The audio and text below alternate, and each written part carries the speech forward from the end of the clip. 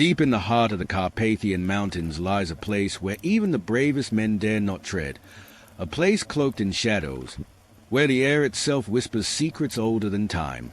Imagine opening a trapdoor sealed for centuries, the air thick with the stench of death and something darker. Would you be able to take the first step into a silence so heavy it feels alive? They say what's buried there should never see the light of day. But what if someone ignored the warnings? What if you heard something below, moving? This isn't just a story. It's a test of courage. Are you brave enough to uncover the horrifying truth? Or will you stop here, afraid of what might follow you after listening? Don't say we didn't warn you. But if you dare, stay with us. In the shadow of the Carpathian Mountains, there was a story the villagers of Barca refused to tell. A tale so old and cursed that even its whispers seem to carry the weight of doom. But stories have a way of slipping through cracks, don't they? Father Gregor, a man neither young nor old, heard the faintest echo of this tale in the drunken murmurs of a villager late one evening. There is a place in the forest. No, a thing buried deep in the heart of the mountain. Do not go there. The words were meant as a warning, but warnings, like sparks, often ignite the curious. And so, on the coldest night of the season, Gregor lit his lantern and entered the forest. It was the kind of night when the world felt alive but eerily quiet. The snow crunched beneath his boots, each step swallowed by the darkness of the trees. But what had led him here? What was he looking for? As Gregor walked deeper, the forest began to change. The trees grew taller and twisted unnaturally. The air itself felt different, thicker, as though it were clinging to his skin. He realized there was no sound anymore. No birds, no wind, just silence. And then came the whispers, faint at first, like the rustle of dry leaves, but soon they became clearer. Words he couldn't understand, yet they prickled his mind like forgotten memories. They spoke of it, of something old and forgotten, something that should remain buried. Gregor hesitated, his heart racing. Should he turn back? Or was it too late? Just as a thought crossed his mind, a faint light appeared in the distance. A cold, bluish glow, flickering like a flame. It wasn't a natural light. He was certain of that. What is this place? Gregor muttered to himself, stepping closer to the light despite every fiber of his being screaming for him to stop. As he reached the clearing, the light revealed its source, a strange stone altar, covered in symbols that seemed to writhe and twist in the flickering glow. The air here was different, heavy with a metallic tang, almost like blood. And at the center of the altar was a trapdoor. Gregor's breath caught in his throat. The whispers grew louder, as if urging him forward, and his body moved before his mind could stop it. The trapdoor was carved from dark, ancient wood, reinforced with iron, and on its surface were symbols that seemed to pulse faintly, as though alive. As his hand reached for the iron ring, a thought struck him. Why does this feel familiar? But before he could dwell on the thought, the whispers stopped. The silence returned, thicker and heavier than before. His lantern flickered. The shadows around him seemed to shift. And then, from somewhere deep beneath the trapdoor, came a sound. A single, hollow thud. Gregor froze, his hand hovering over the iron ring. The sound came again, louder this time, like something heavy striking stone. What could be down there? What had been sealed away? The villagers had warned him, hadn't they? But warnings are strange things. They often sound like invitations. With trembling hands, Gregor gripped the iron ring and pulled. The trapdoor groaned open, revealing a staircase spiraling down into darkness. The air that rushed out was foul, carrying with it the scent of rotten something metallic. Blood? No, it was worse than that. It was ancient, decayed, and wrong. As Gregor descended the staircase, his lantern barely pierced the thick darkness. The whispers returned, louder now, echoing off the damp walls. But they weren't words. They were something else, something alive. The staircase ended in a vast chamber, its walls lined with human skulls, their empty sockets staring at him. In the center of the room stood a massive stone sarcophagus, chained shut with thick iron links. The chains rattled. Gregor stumbled back, his heart pounding as the sarcophagus began to shift. The air grew colder, and the whispers became a deafening roar. And then, from the darkness, came a voice. "Why have you come?" The voice reverberated through the chamber, neither loud nor soft, but it carried a weight that pressed on Gregor's chest like a boulder. It wasn't a question meant for an answer. It was a warning, a test, and perhaps an accusation. Who's there?"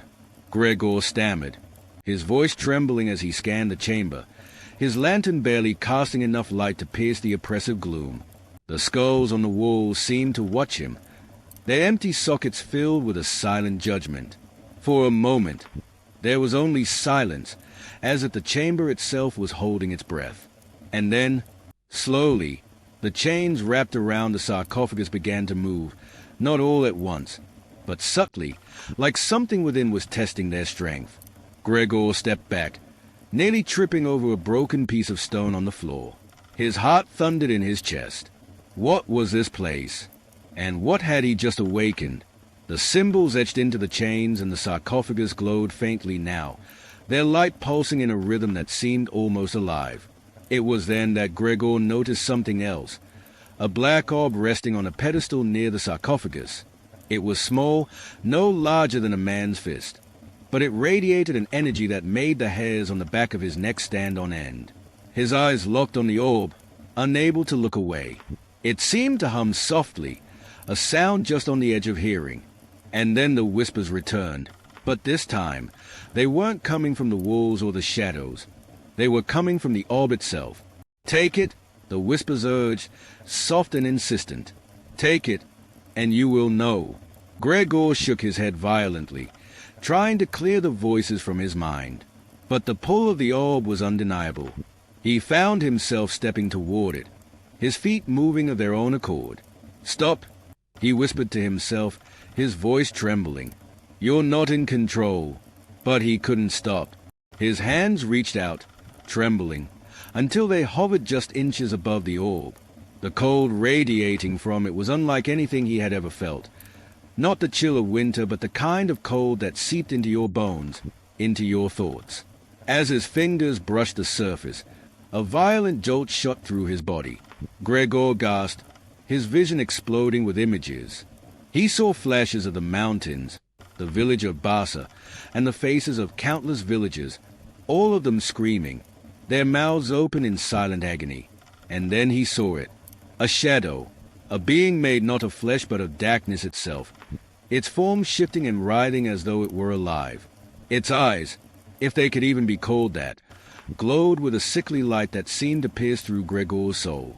And then came the voice again, louder this time, more insistent. "You should not have come." Gregor's hand jerked away from the orb as though it had burned him. His breathing was ragged, his heart pounding in his ears. The whispers grew louder now, no longer confined to the orb.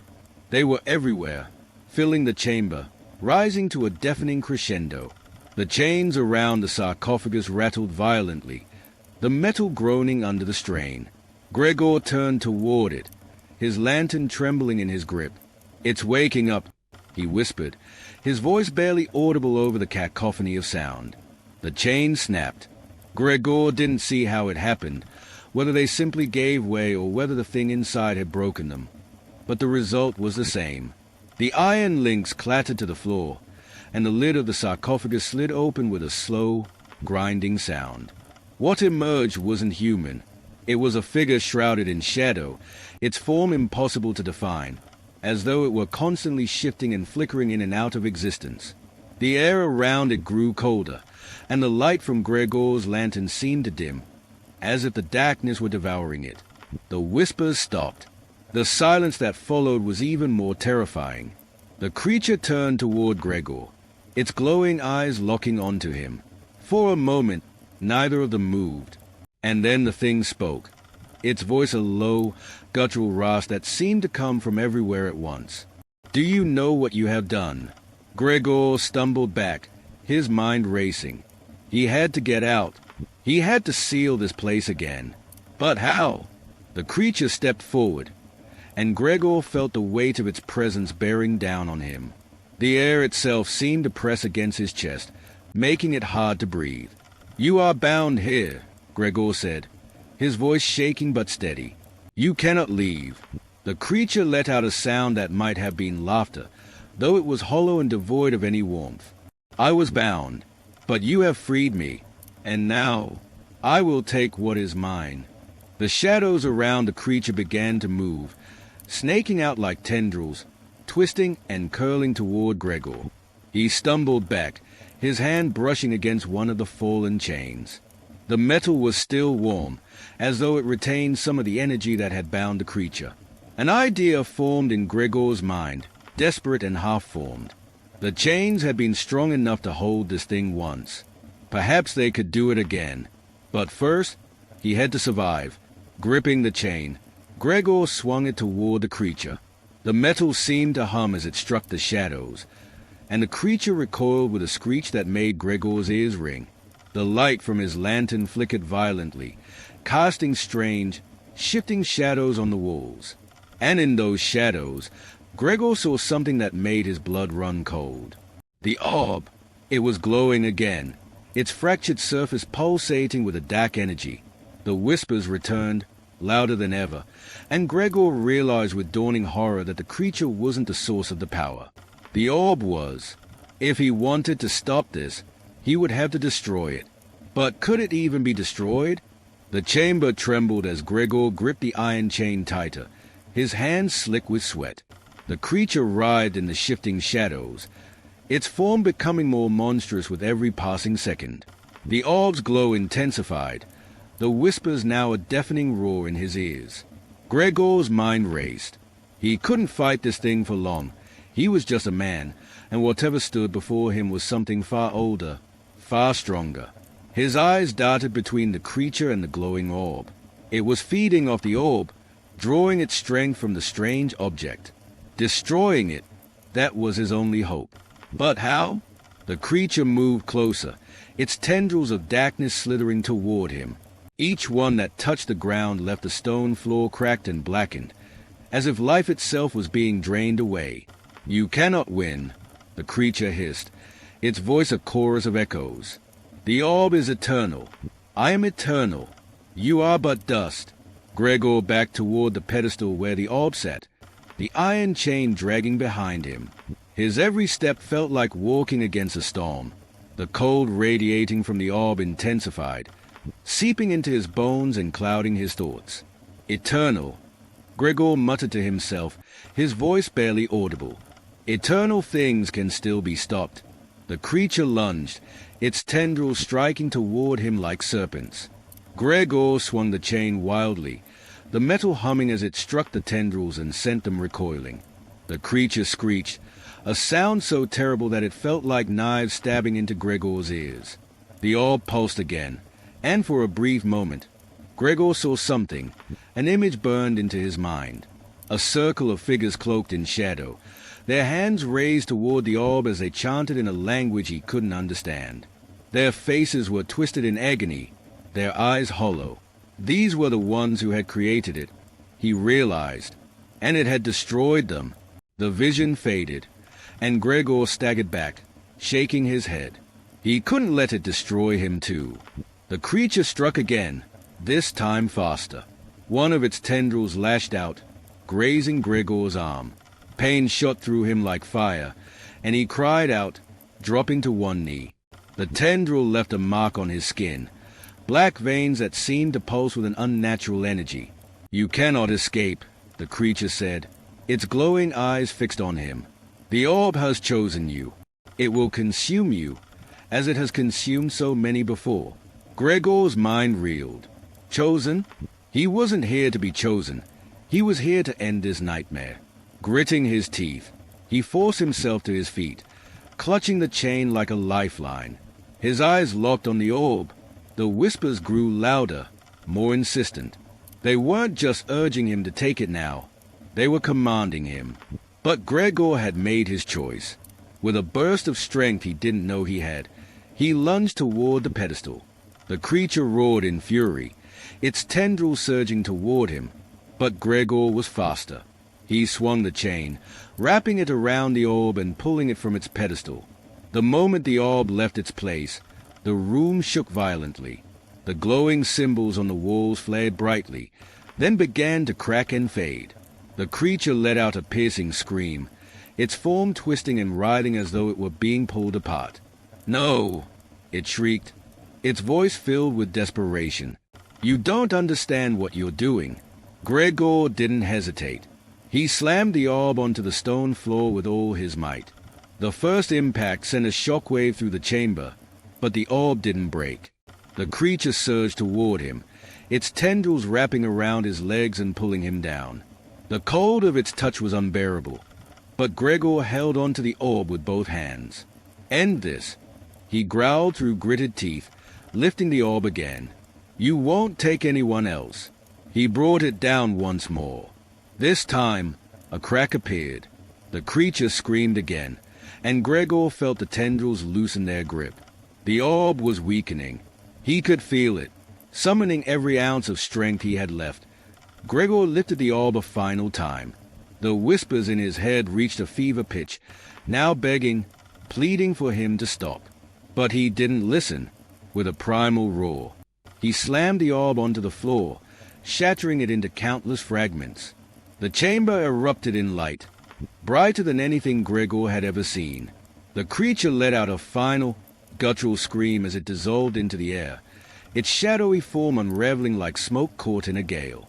Gregor was thrown backward, the force of the explosion sending him crashing into the wall. The light faded, and silence fell over the chamber. For a long moment, Gregor lay still, his body battered and broken. He opened his eyes slowly, the faint glow of his lantern flickering nearby. The orb was gone. Its fragments lay scattered across the floor, their power extinguished. The sarcophagus stood still, the chains lying limp around it. It was over, or so he thought. From the corner of the chamber, a faint sound echoed, soft, rhythmic, like the beating of a heart. Gregor's breath caught in his throat as he turned toward the sound. One fragment of the orb still pulsed faintly, its glow weak but undeniable. "Not again," Gregor whispered, his voice filled with dread. Gregor stared at the faintly glowing shard, his heart sinking into a pit of dread. He crawled toward it, each movement sending waves of pain through his battered body. The silence in the chamber was deafening, broken only by the faint pulse of the shard, the last remnant of the orb. "Why won't it die?" he muttered, his voice hoarse and weak. The air in the chamber felt different now. It wasn't the suffocating weight of darkness he had felt before, but something colder, something waiting. As Gregor reached the shard, he hesitated. Destroying the orb had taken everything from him, and yet here it was again, a piece of it still alive. He thought of the creature, its monstrous form, and the way it had spoken to him, not as an enemy but as something knowing. "You don't understand what you're doing," it had said. What had it meant? Was there something worse than the creature? Something even darker, still bound to this shard? Gregor's hand hovered over the fragment, his fingers trembling. Every instinct screamed at him to destroy it, to end this once and for all. But what if destroying it wasn't enough? What if it couldn't be destroyed? Before he could make a decision, a faint sound echoed through the chamber. It was a voice, soft and distant, but unmistakable. "Gregor!" His blood turned to ice. It wasn't the guttural rasp of the creature or the whispers of the orb. It was something else. Something familiar. "Who's there?" he called out, his voice cracking. The shadows at the edges of the chamber began to move again, but this time they weren't hostile. They seemed almost curious, creeping closer to him like living things. And from within those shadows, a figure emerged. It was a woman. Her face was pale, her eyes hollow, and her form shimmered as though she wasn't entirely there. But Gregor recognized her immediately. It was Maria, the woman he had loved and lost years ago. "No!" he whispered, shaking his head. "You're not real. You can't be." "Gregor," she said again, her voice soft and filled with sorrow. "Why did you come here?" He faltered, unable to find the words. "I was trying to stop it. To protect the village." Maria's expression shifted, a flicker of pain crossing her ghostly face. "You've only made it worse." "What do you mean?" Gregor demanded, his voice rising. "I destroyed the orb. The creature is gone." The orb was never the source," Maria interrupted, her voice trembling. "It was a vessel, a lock. And you broken it." Gregor's breath caught in his throat. A lock? If the orb had been a lock, then what had it been holding back? As if in answer to his unspoken question, the chamber began to tremble. The shadows on the walls stretched and twisted, forming shapes that were not human. The faint heartbeat of the shard grew louder, faster, until it was a deafening rhythm that seemed to shake the very earth.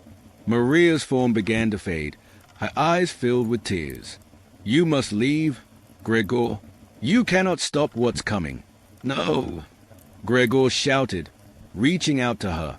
"Tell me what to do. How do I fix this?" But she was gone, her figure dissolving into the shadows. The trembling grew worse, cracks spreading across the floor and walls of the chamber. From deep below, a sound began to rise, a low, guttural roar that sent shivers down Gregor's spine. It wasn't the creature he had faced earlier. This was something else, something much older. The shard pulsed violently, its light now blinding. Gregor staggered back, shielding his eyes. The roar grew louder, and he realized with a sickening certainty that he had unleashed something far worse than the creature he had defeated. The villagers had been right to fear this place. The orb hadn't been a weapon, it had been a prison. And now, the prison was broken. Gregor turned and ran, his lantern swinging wildly in his hand. The chamber collapsed behind him, the roar of the ancient force shaking the mountain to its core. He barely made it to the staircase before the ground gave way, plunging the sarcophagus and the glowing shard into the abyss. He climbed the stairs as fast as his battered body would allow, the roar following him, growing louder and louder. By the time he burst out of the trapdoor into the cold night air, the forest was alive with sound. Trees creaking, the ground rumbling, and the wind howling as though it were alive. Gregor collapsed onto the snow, gasping for breath. He looked back toward the trapdoor, now buried under rubble. For a moment, there was silence. And then, from deep within the earth, came the faint sound of laughter. Gregor closed his eyes, tears streaming down his face. He had failed. Whatever he had unleashed was free now, and he knew it would not stop until it consumed everything. The forest was no longer silent.